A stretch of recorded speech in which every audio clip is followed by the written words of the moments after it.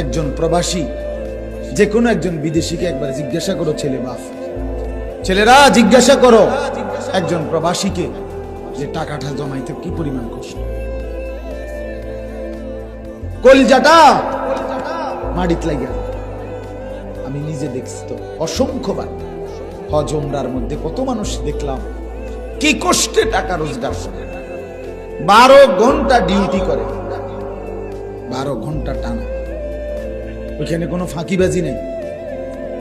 12 ঘন্টা ডিউটির পরে হোটেলের নিচে, বিল্ডিং এর নিচে, আন্ডারগ্রাউন্ডে একটা রুমে 12 জন 14 জন একটা সাদ্দুর বিছাইয়া মাটিত শুয়ে, নিজেরা রাইন্দা খায়, নিজের জামা কাপড় নিজেরা ধোয়, একটা ট্যাবলেট। এক ছেলে একদিন আমারে কইতেছে, আজ 11 বছর বিদেশ, একটা ট্যাবলেট জীবনে কেউ কোনোদিন নাই খুললা দিল। সব নিজেরটা নিজে করতে হয় হুজুর।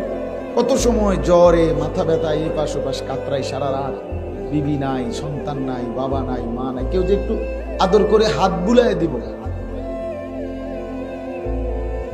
এই মানুষটাও নাই, ওই পাই বসে বলে না ভাই।